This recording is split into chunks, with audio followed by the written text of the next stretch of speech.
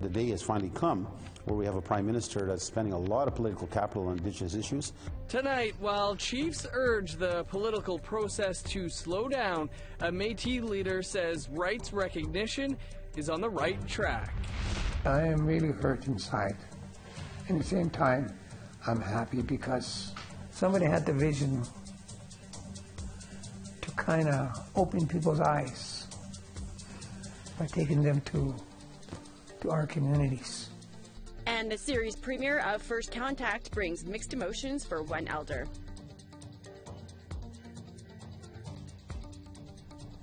Good evening. Welcome to APTN National News. I'm Dennis Ward. And I'm Melissa Ridgen. It was day 2 of the AFN's forum on the federal government's proposed rights implementation framework.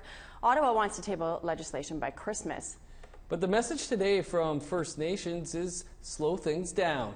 As Todd Lamoran reports, the Chiefs of Ontario got the ball rolling in the morning.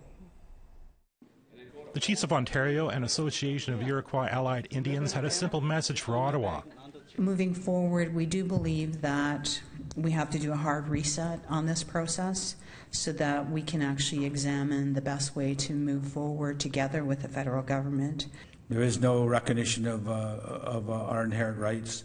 There is no recognition of our international treaties. There's no recognition of how we're going to deal with land matters. There's no recognition of how we're going to deal with the provinces. At the Assembly of First Nations Forum, that sentiment was not just limited to Ontario. Catherine Swampy is a councillor from the Sampson Cree Nation in Alberta. We want to reject it for the sense that we don't trust the government. I mean, history stands, and why should we trust the government? They've really given us no reason to trust them. The day before, Crown Indigenous Relations Minister Carolyn Bennett promised the government would listen, but still within a deadline of getting legislation tabled in December and passed before next year's election. The Chiefs of Ontario still believe that may be possible. Absolutely. If they have the political will to do something, we can get it done. We have the political will on our side of the table to be able to move forward on a positive, constructive basis. National Chief Perry Bellegarde believes the Framework Initiative won't get done until after the federal election. But you can't rush that, and you can't get it done in 2 months. That can't be done in 2 months. So the message that I'm hearing from First Nations is slow it down and do it right. The chiefs at the press conference are under pressure to get it right. Because what this is attempting to change is changing it forever. We'll never get another shot at being able to change something in the context of where they're going right now. As well, Swampy needs time to educate her community members. They don't know about any of this stuff that is being pushed on us because they're just worried about their survival. You know, the government keeps us in such a state of poverty. Treaty 6 Grand Chief Wilton Littlechild had an interesting idea. First Nations should draft the legislation and then present it to the federal government, rather than the other way around. Todd Lamoran, APTN National News, Gatineau, Quebec. A number of First Nations leaders are lining up against the proposed implementation of Indigenous rights framework, but the Manitoba Metis Federation says it fully backs the Trudeau government's legislation. Joining us for more on this is President of the MMF, David Chartrand. President Chartrand, thanks for joining us. As we've been hearing, there's a lot of concerns being raised about the planned Indigenous rights framework. What is it about the framework that is good for the Métis? Well, we've been waiting over 140-something years for this day to come where governments will come into a realization that Métis Indigenous institutions like ours are governments. And it's very clear they got to treat us in a fashion as governments. Right now, there's still this mindset that we're organizations or bands or just administration institutions. I think we're heading a new pathway where there's going to be a clear understanding that we are governments, equal and no lesser than provinces, and that we got to be treated in that form or fashion. It's something that, you know, as I said in many of my speeches, I travel all over the world and I stop at many churches in the world.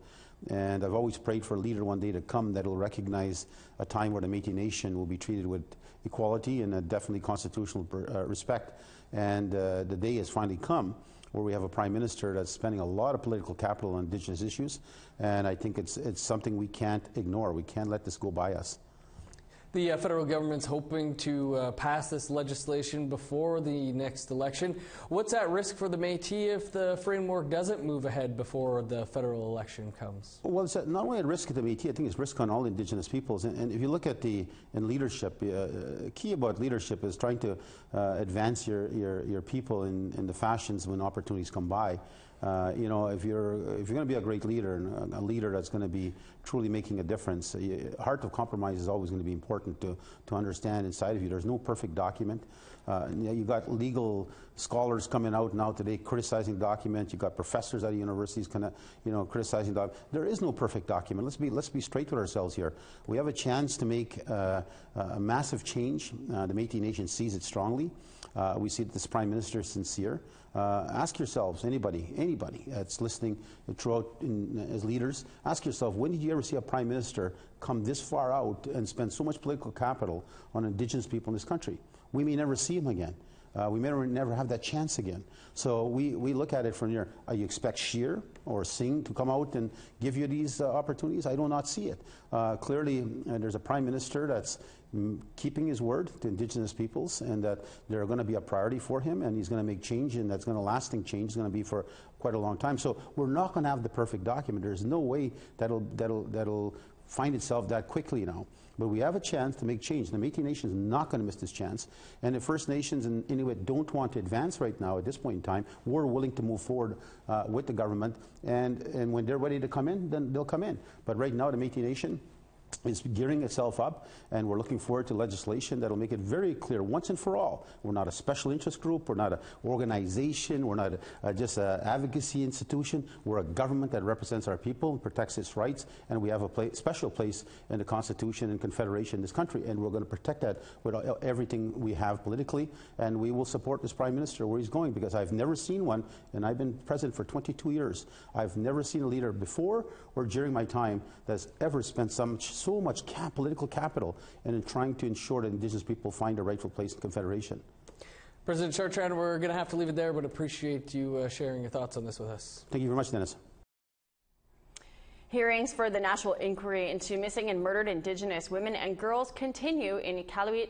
Our Kent Driscoll is there and joins us now. Hi, Kent. Now, you've been telling us this week this phase of the inquiry is very different than previous sessions. How did things kick off today? Well, Dr. Janet Smiley was there taking questions from the different groups who are here. They're known to the inquiry as groups with standing. Now, Dr. Smiley, she's a Cree Métis physician, and she covered a lot of ground. Everything from traditional methods of birth control to how disruptive medical travel can be for women in a remote community. But for the Inuit audience that was here, all the ears perked up when she began discussing how many Inuit actually live in Ottawa compared to what the government estimates. Now, here's a part of her testimony.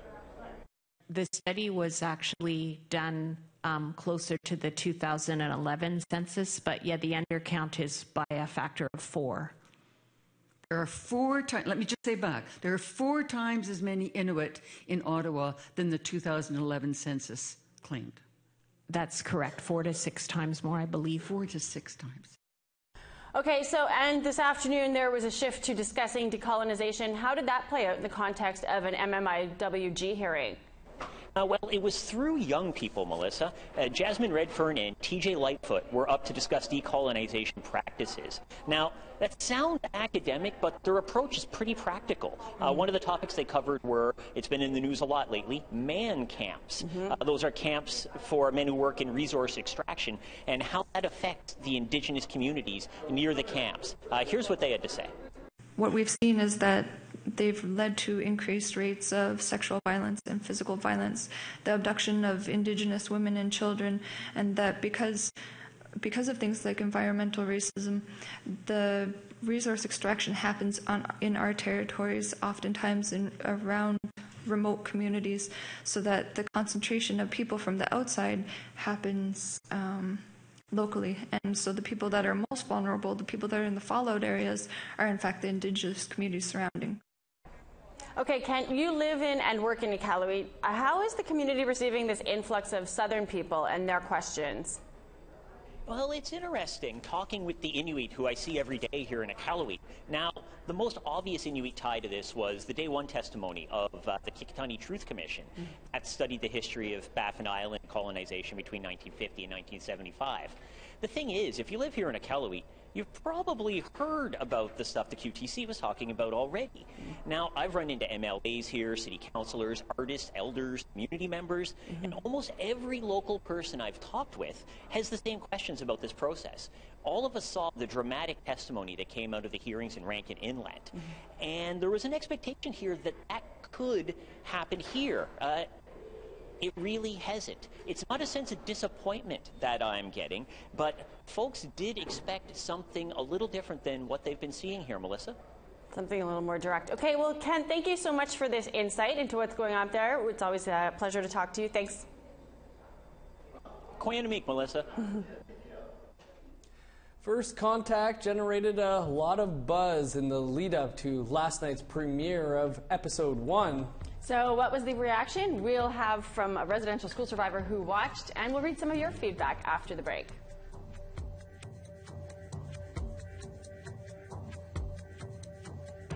To the east coast, we've got 17 in Cloud in St. John's, 24 in Sunshine in Halifax, to northern Quebec, Kuujjuaq 6, in Cartwright, that's in Labrador, at 16, Chibougamau's 25, as is Saguenay and Quebec City, 25 in Windsor, Sarnia, London, and Toronto, cloud down there. 24 in St. Lookout, 25 in Thunder Bay, lots of sun. Cloud in northern Manitoba, 6 in Churchill, Norway House is in at 12, DePaul 13. Gimli's 18 with some rain, 20 and some rain in Winnipeg, 29 and sunny in Brandon, 20 and some rain in Estevan, 16 and rain in Regina, and 11 and rain in Saskatoon. To northern Saskatchewan, we've got 7 in Larange, Meadow Lake is 6, Buffalo Narrows is 5, and some light showers in those areas.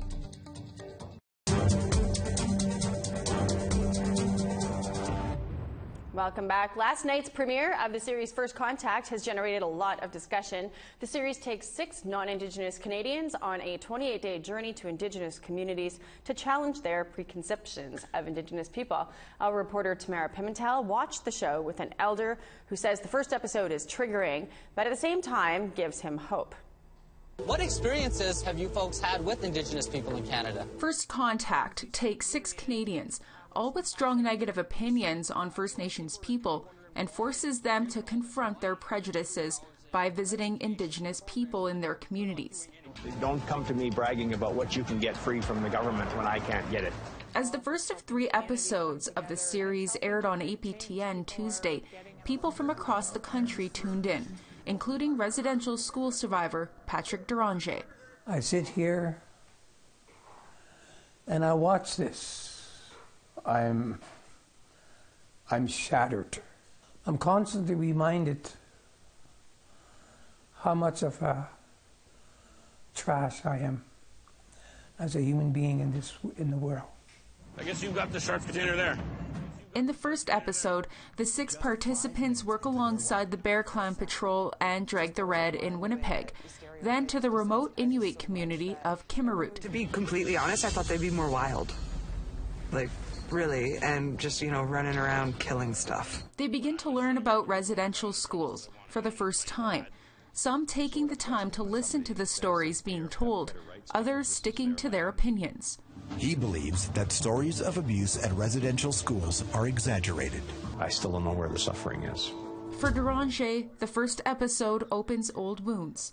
The stigma they say about Indians, it hurts. I was sexually abused in a residential school when I was 13, 14, 15, and 16. That pain will never go away. You white people say get over it. Deranger says the comments said on the show aren't shocking because he hears them on a daily basis. So I watch these shows. I cannot help but feel the put-downs. The only safe place that I feel is in my own home. The moment that I leave the house, there's nothing but chaos for me out there. Although it's triggering, Deranger says first contact creates the uncomfortable conversation that needs to come to light. I am really hurt inside. And at the same time, I'm happy because somebody had the vision to kind of open people's eyes by taking them to our communities. There's a glimmer of hope, finally. Tamara Pimentel, APTN National News, Calgary. First Contact received many reviews from some of APTN's Facebook followers as well. Erica wrote, "It's sad to me how necessary it is. Why should Native people have to prove their history, pain, and worth to non-Natives? Amazing that they have gone to such an effort to invite people in and change the lives and perceptions." Glenn said, "It's pretty ignorant attitudes from a couple of the participants. Just shows they have their stereotypes of Indigenous people and didn't do any research on their own and choose to believe what they've been told." And Sharon applauds the first episode. She says, "Let's all learn from this. There is wisdom to be learned from all of this behavior." Immediately following tonight's First Contact, stay tuned for a special presentation of In Focus where I sit down with hosts and producers from the show. You can check your local listings for showtimes. Manitoba's premier calls the allegations of violence and sexual assault by hydro workers deplorable. Brian Pallister was reacting for the first time to the allegations that landed like a bombshell when they were made public in a report 1 month ago. The allegations against hydro workers and RCMP members span decades. A significant number of incidents were said to have taken place in northern communities near hydro projects, including the Kias project currently underway. Testimony has been handed over to the RCMP. The Premier wondered why the allegations had not been addressed by previous governments. I think by referring the information to the RCMP, our minister's taken and our government's taken the right approach. And I guess I'm just like I think all Manitobans concerned as to why this wasn't something that came to light or wasn't raised sooner or didn't get the kind of respect that it deserved decades ago. The Namgis First Nation is in court this week. They applied for an injunction against the Ministry of Fisheries and Oceans. They're asking for a judicial review of a federal policy that they say puts wild salmon population at risk, while a marine biologist also points to a lack of evidence on the potential harm to humans. We now go to Tina House, who's in Vancouver. Thank you.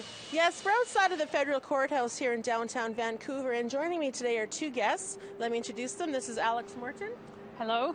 And this is Hereditary Chief John Macro. Yeah, hello.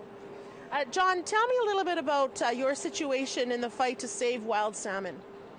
We've been supporting amongst our people because of such a big impact on our stocks in the mainland. This year, Bond Sound and Thompson Sound, they have grizzly bears that are running around hungry. And we strongly believe that the fish farms have impacted our rivers in the mainland. When I was a young man and I fished in the mainland in the 60s, the fish were like raindrops on the water, literally. We have our local guys going in there with tourists, and the bears are hungry, no fish. And Marine Harvest guy said to me, "I seen 4 jumpers in the mainland." I said, 4 jumpers does not feed a nation.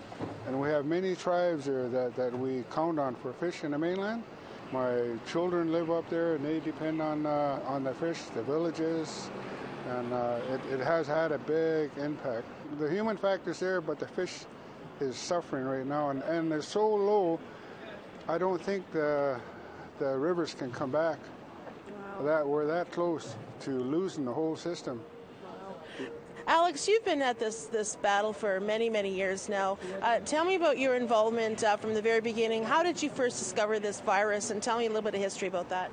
Well, I was up there studying killer whales in 1984, and the fishermen came to me and they said they're putting fish farms in all the wrong places where the wild salmon are. And I began to look at it myself as a biologist, and they're having an enormous impact. The sea lice, the viruses. They put the farms exactly on the migration route of the wild salmon, so all the young fish going by those farms from those rivers are covered in sea lice and bathed in viruses as they go to sea. I mean, it would be like taking your child to the infectious disease ward of a hospital on her way to school. That's exactly what is going on, and they're not surviving it. You actually won the case to have the federal government test their smolts to see if they actually had this virus. You won the case, and now where are we at today?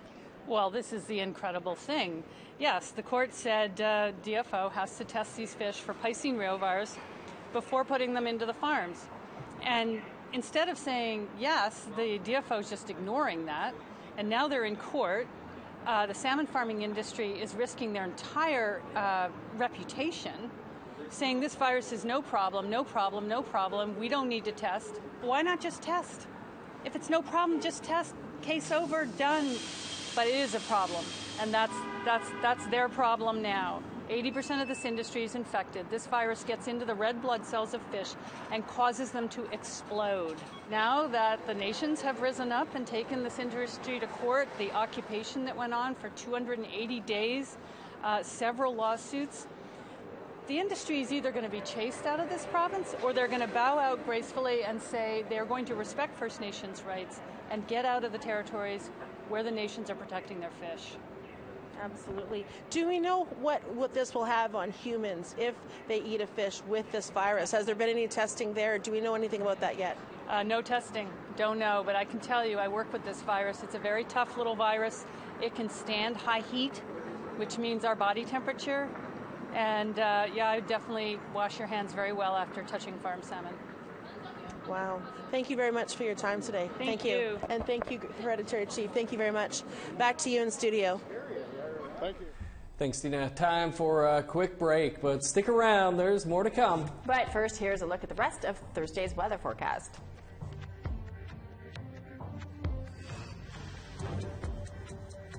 Let's go to northern Alberta. We've got 4 and snow and rain in Grand Prairie and Fort McMurray. Edmonton, some snow and 4. Red Deer, some snow and 3. Calgary, some snow and 5. Kamloops, rain and 12. Penticton, 17 and rain. 15 and some rain in Prince Rupert. 8 and sunshine in Prince George. Whitehorse is in at 12 with some rain. Dawson City, 12 with some rain as well. Mayo, 12, but a mix of sun and cloud. Wrigley is 8 and a mix of sun and cloud. Fort Simpson is 8 and mix of sun and cloud. Tuck is in at -2 with some rain, and Nuvik is +2 with some rain. Deline, 6 and a mix of sun and cloud. Cambridge Bay, -1 in rain. Arviat is a mix of sun and cloud, and 6, and Repulse Bay, 2. Up to Nunavut, Goahaven is 0. Iqaluit's 3 with some cloud and rain. Clyde River is rainy and 2.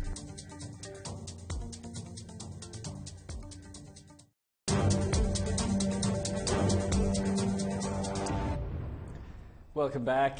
That's our show for tonight, but for much more, visit our website, aptnnews.ca, and be sure to tune in tonight for episode 2 of First Contact. And immediately following First Contact will be a special edition of In Focus, where we sit down with some of the producers that are featured on this series. I am Melissa Ridgen. Have a great night.